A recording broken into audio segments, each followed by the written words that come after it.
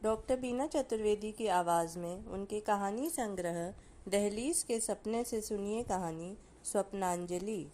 ये ऐसी महिला स्वप्नांजलि की कहानी है जिसकी शादी सेना में लेफ्टिनेंट की नौकरी करने वाले आकर्षक व्यक्ति के साथ हुई थी। दोनों बहुत खुश थे। परिस्थितियां बदल गईं, दोनों में झगड़े होने लगे। उसने घर छोड़ दिया और एक स्कूल में काम करने लगी। सुनिए कहानी स्वप्नांजलि। मानसी शाम के समय प्रतिदिन पार्क में घूमने जाती थी। कुछ मिनट तक वह घूमने के बाद पार्क के कोने में पड़ी बेंच पर बैठ जाती थी। वह देखती थी कि पार्क के दूसरे कोने पर पड़ी बेंच पर एक महिला हमेशा गुमसुम बैठी रहती थी।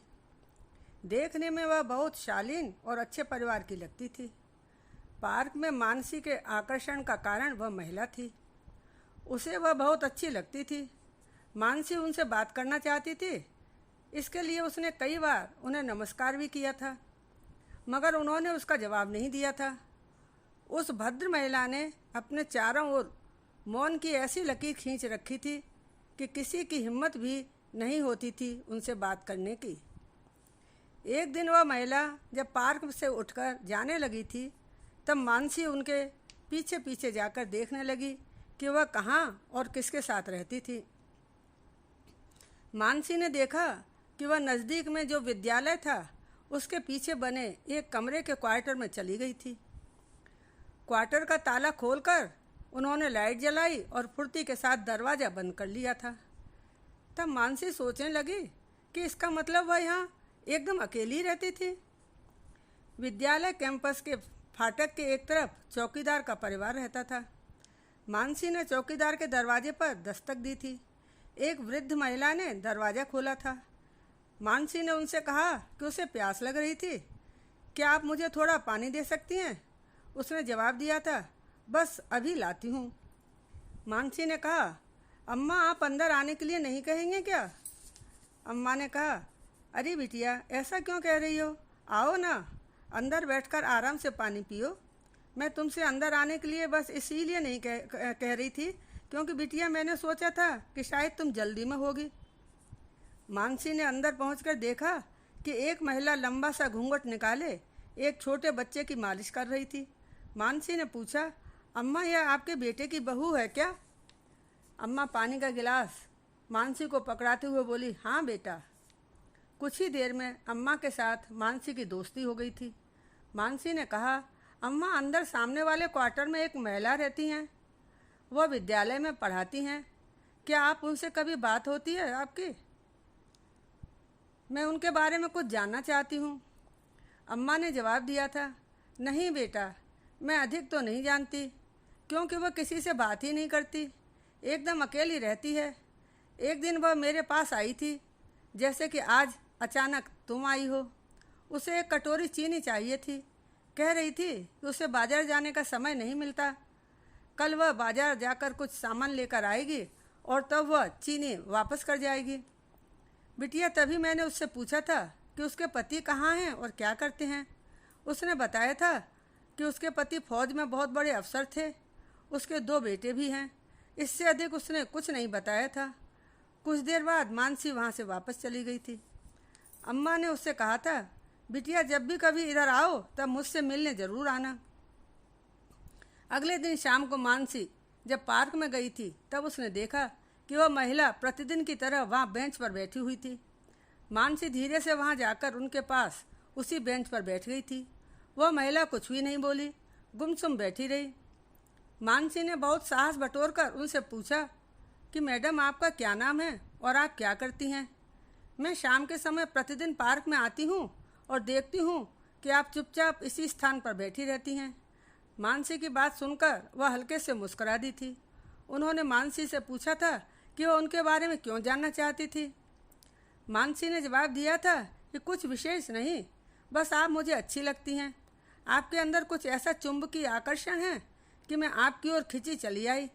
मैं आपके बारे में सब कुछ जानना चाहती हूँ। अभी तक मैं आपका नाम भी नहीं जानती। उन्होंने मुस्कुराते हुए कहा, मेरा नाम डॉक्टर स्वप्नांजलि है। मैं नज़दीक के एक छोटे से विद्यालय में पढ़ाती हूँ और उसी विद्यालय के पीछे बने एक कमरे के क्वार्टर में रहती हूँ। इसके अलावा तुम और क्या जानना चाहती हो? मानसी ने पूछा। इतनी पढ़ाई करने के बाद भी आप इस छोटे से विद्यालय में क्यों पढ़ा रही हैं? डॉक्टर स्वप्नांजलि ने जवाब दिया, बेटा इसके पीछे की कहानी बहुत लंबी है। यदि तुम जानना चाहोगी तब मैं फिर कभी सुना सकूंगी। अभी मुझे जल्दी जाना होगा, मेरा मेडिटेशन का समय हो रहा है। इतना कहकर स्वप्नांजलि फुर्ती के साथ उठकर चली गई थी। मानसी उन्हें देखती रह गई थी। वह सोच रही थी कि ऐसा लगता है मानो मैडम ने अपनी जिंदगी में बहुत कुछ पाकर सब कुछ खो दिया था। वह आत्म केंद्रित हो गई थी। उनकी किसी के साथ बात करने में कोई रुचि नहीं थी। जब कल उनसे किसी पार्क में मुलाकात होगी तभी उनके संबंध में जानने और समझने का अवसर मिल सकेगा। अगली शाम मानसी जब पार्क में पहुंची तब उसने देखा कि डॉक्टर स्वप्नांजलि पार्क में आ चुकी थी। वह बेंच पर बैठी डायरी में कुछ लिख रही थी। मानसी फुर्ती के साथ उनके पास पहुंची और नमस्ते करके उनकी बगल में बैठ गई थी। डॉक्टर स्वप्नांजलि ने मानसी के नमस्ते का जवाब मुस्कुराहट के साथ दिया था। कुछ क्षणों तक निस्तब्धता बनी रही थी। मानसी ने उनका हाथ पकड़कर आग्रहपूर्वक उनसे कहा कि वह अपने बारे में आज उसे सब कुछ बताने का कष्ट करें। डॉक्टर स्वप्नांजलि ने कहा, बेटा मेरे बारे में सब कुछ जानने की उत्सुकता तुम्हारी बढ़ती ही जा रही है। तुम मानोगी नहीं? तब ठीक है, आज मैं तुम्हें सब कुछ सुनाकर अपने मन का बोझ हल्का कर लूँगी। डॉक्टर स्वप्नांजलि ने बताया कि जब उन्होंने बीए तक की पढ़ाई पूरी कर ली थी तब उनके माता पिता ने तय किया था कि अब इसकी शादी कर देनी चाहिए। उस समय इनकी उम्र 17 वर्ष थी। स्वप्नांजलि अपनी पढ़ाई जारी रखना चाहती थी। इनके माता पिता का कहना था कि पढ़ाई तो शादी के बाद भी करती रहेगी और वैसा ही हुआ था। शादी से इनकी पढ़ाई में बाधा नहीं पड़ी थी। स्वप्नांजलि के पिता सेना में मेजर के पद से रिटायर हुए थे। उनके रिटायरमेंट की पार्टी चल रही थी। सेना में ऊंचे ऊंचे पदों पर कार्य करने वाले लोगों से भरा हुआ हॉल ठहाकों से गूंज रहा था। गाना बजाना और नृत्य सभी कुछ तो चल रहा था। तभी पापा के दोस्त मेजर शक्ति सिंह जी ने मेरी तरफ इशारा करके पापा से पूछा था कि यह क्या उनकी बेटी है? पापा जी ने जवाब दिया था, हाँ जी, यही है मेरे दिल का टुकड़ा जिसकी यादों में मैं वक्त बेवक्त खोया रहता था। मेजर शक्ति सिंह ने कहा था उनके बेटे की लेफ्टिनेंट के पद पर नियुक्ति हो गई है। आज ही उन्हें यह समाचार मिला है। मैं आपकी बेटी का हाथ अपने बेटे शौर्य प्रताप सिंह के लिए तुमसे मांग रहा हूँ। उम्मीद है तुम ना नहीं करोगे। मेरे पिताजी ने उनसे कहा था कि वह अपने बेटे शौर्य प्रताप सिंह को लेकर किसी भी दिन यहाँ घर पर आ जाए। दोनों बच्चे आपस में मिलकर यदि संतुष्ट हो जाते हैं तब मुझे खुशी होगी। अगले दिन मेजर साहब का पापा के पास फ़ोन आया था कि वह अपने बेटे के साथ हमारे घर पर आ रहे थे। मेजर साहब और उनके बेटे के स्वागत के लिए पापा ने नौकरों को हिदायत दी कि उन लोगों के स्वागत सत्कार में कोई कमी नहीं रहनी चाहिए। शाम होने पर मेजर साहब अपने बेटे के साथ आ गए थे। मैंने गुलाबी रंग का सलवार सूट पहना था। मेरे बाल बहुत लंबे थे। माँ को मेरी ढीली चोटी पसंद थी। उन्होंने अपने हाथों से मेरी चोटी बनाकर उसे वेणी से सजाया था। उस समय लड़कियों को मेकअप करने की अनुमति नहीं मिलती थी, अतः मैंने मेकअप नहीं किया था। पापा ने उन दोनों को ड्राइंग रूम में बैठाया था। मैं माँ के साथ जैसे ही ड्राइंग रूम में पहुँची थी, मेजर साहब ने खड़े होकर ठहाकों के साथ मेरा स्वागत किया था। शौर्य प्रताप सिंह का गौर वर्ण और लंबा कद था।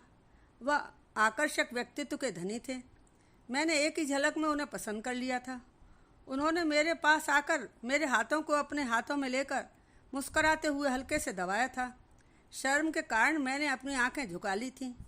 नाश्ता पानी कर लेने के बाद मेजर साहब ने पापा से कहा था कि अब उन्हें जाने की अनुमति दें।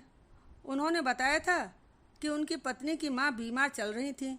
वह उन्हें देखने के लिए अपने मायके गई हैं। उनके आने पर सगाई की रस्म करके शादी का मुहूर्त भी शीघ्र निकलवा लेंगे। 1 सप्ताह के बाद मेजर साहब की पत्नी अपने मायके से आ गई थी। उनके आते ही सगाई की रस्म कर दी गई थी। आनंद फानंद में शादी का मुहूर्त निकलवा कर शादी भी हो गई थी। शौर्य प्रताप जी की नौकरी ज्वाइन करने की तारीख शीघ्र आने वाली होने के कारण शादी फुर्ती के साथ कर दी गई थी। स्वप्नांजलि ने बताया कि शादी हो जाने पर वह ससुराल आ गई थी। ससुराल में उन्हें बहुत ही प्यार और स्नेह मिला था। सभी खुश थे। शौर्य जैसे जीवन साथी को पाकर मैं सपनों की दुनिया में खो गई थी। शादी के 1 सप्ताह बाद ही शौर्य के लिए सेना से बुलावा आ गया था। बड़े ही दुखी मन से शौर्य को जाना पड़ा था। कुछ दिनों बाद मैं मायके आ गई थी। ट्रेनिंग पीरियड में शौर्य को समय नहीं मिलता था, मगर जैसे ही उसे मौका मिलता था मुझसे फ़ोन पर बात कर लेता था। शौर्य को जब छुट्टियां मिलती थी वह आ जाता था। कुछ समय पश्चात शौर्य मुझे अपने साथ ले गया था। मेरी ज़िंदगी का वह गोल्डन पीरियड था। फिर एक एक करके मेरे 2 बेटे हो गए थे। मैं उन मासूम बच्चों के साथ व्यस्त रहने लगी थी। समय किस तरह से व्यतीत हो जाता था पता ही नहीं चलता था। अब शौर्य मुझसे खिंचे खिंचे रहने लगे थे। अधिक समय वह बाहर ही रहते थे। जब बच्चे थोड़े बड़े हुए तब मेरे बहुत मना करने के बाद भी शौर्य ने दोनों बच्चों को पढ़ाई करने के लिए बोर्डिंग स्कूल में भेज दिया था। उन्होंने मेरी एक नहीं सुनी थी। बच्चों के जाने के बाद मैं एकदम अकेली पड़ गई थी। शौर्य मुझसे सीधे मुंह बात नहीं करते थे। घर मुझे खाने को दौड़ता था। मेरे लिए एक एक पल बिताना भारी हो गया था। बच्चों को याद करते हुए मैं रोती रहती थी। शौर्य को कोई फर्क नहीं पड़ रहा था। आखिर यादों के सहारे मैं अपना समय अकेले कैसे व्यतीत करती। परिस्थितियां एकदम बदल गई थीं। हम दोनों के बीच लड़ाई झगड़े होने लगे थे। शौर्य जितने समय घर में रहते मुझे डांटते फटकारते रहते थे। बच्चे जब हॉस्टल से आते तब माता पिता को लड़ते झगड़ते देखकर वे भी वैसे ही होते जा रहे थे। अब बच्चों का व्यवहार भी मेरे प्रति अच्छा नहीं रहा था। वह मुझे ही दोषी समझने लगे थे। मुझसे दूर चले जाने के कारण उन्हें मुझसे लगाव नहीं रहा था। माता पिता और परिवार के साथ रहने वाले बच्चों में संस्कार पड़ते हैं, मगर स्वच्छंद जीवन जीने वाले बच्चे संस्कारहीन हो जाते हैं। मेरे बच्चों के साथ ऐसा ही हुआ था। एक दिन तो हद ही हो गई थी। शौर्य ने मुझ पर हाथ भी उठा डाला था। मैं अब एक क्षण के लिए भी उनके साथ नहीं रहना चाहती थी। क्रोध में आकर मैंने उनसे कहा था कि यदि आपको मेरे साथ रहना अच्छा नहीं लग रहा है तो मुझे भी आपके पास रहने का कोई शौक़ नहीं है। मैं आज ही आपका घर छोड़कर जा रही हूँ। मेरा इतना बड़ा फैसला सुनने के बाद भी उन्होंने कुछ नहीं कहा था। वह एकदम चुप ही रहे थे। स्वप्नांजलि ने एक लंबी सांस ली और फिर कहने लगी, मैंने 2 जोड़ी अपने कपड़े बैग में डाले थे और उनके समक्ष ही मैंने घर छोड़ दिया था। वह सब देखते रहे थे, मगर उन्होंने मुझे रोकने का प्रयास कतई नहीं किया था। कुछ दिनों तक मैं इधर उधर भटकती रही थी। एक दिन शाम के समय मैं इसी पार्क में इसी बेंच पर बैठी हुई थी। एक महिला की नज़र मुझ पर पड़ी थी। वह मेरे पास आकर बैठ गई थी। जब उन्होंने मुझे ऐसी परिस्थिति में देखा, मेरी कहानी संक्षेप में सुनी, तब वो मुझे अपने साथ ले गई थी। आजकल मैं जिस विद्यालय में काम कर रही हूँ उस विद्यालय की वह मालकिन थी। उन्होंने मुझे अपने विद्यालय में शिक्षिका के पद पर काम दे दिया था और रहने के लिए एक कमरे का क्वार्टर भी दे दिया था। कई वर्षों से मैं यहीं हूँ। इस पार्क की इस बेंच से मुझे इसीलिए बहुत लगाव है। इस बेंच ने मुझे मेरे जीवन में ठहराव दिया है। मानसी ने उनसे पूछा कि आप इतना कष्ट उठाती रहीं, अपने माता पिता के पास क्यों नहीं गई थी?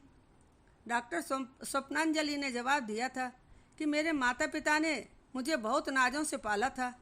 मेरी ऐसी हालत देखकर उनके दिल को बहुत ठेस पहुंचती। उनकी वृद्धावस्था में मैंने उन्हें कष्ट देना उचित नहीं समझा था। मैं अब किसी के साथ संबंध नहीं रखना चाहती। अपने आप के साथ ही जीवन व्यतीत करना चाहती हूँ। विधाता ने मेरे भाग्य में जो लिख दिया था उसी के अनुसार ज़िंदगी जीनी होगी। अब मेरी कोई तमन्ना भी नहीं रही। विद्यालय में बच्चों के साथ मेरा समय बहुत अच्छी तरह से व्यतीत होता है। मुझे संसार से विरक्ति होती जा रही है। यही वजह है कि मुझे किसी से बात करना अच्छा नहीं लगता। डॉक्टर स्वप्नांजलि की ज़िंदगी की कहानी सुनने के बाद मानसी का दिल द्रवीभूत हो रहा था। वह सोच रही थी, वास्तव में ज़िंदगी का कोई भरोसा नहीं। उसके भाग्य में जो कुछ लिख दिया गया होगा वैसा ही होगा। किस्मत राजा को रंक और रंग को राजा बना देती है। उसने अनुभव किया कि स्वप्नांजलि पूर्ण रूप से आत्म केंद्रित हो गई थी। उन्हीं के बारे में सोचती हुई मानसी पार्क से वापस आ गई थी।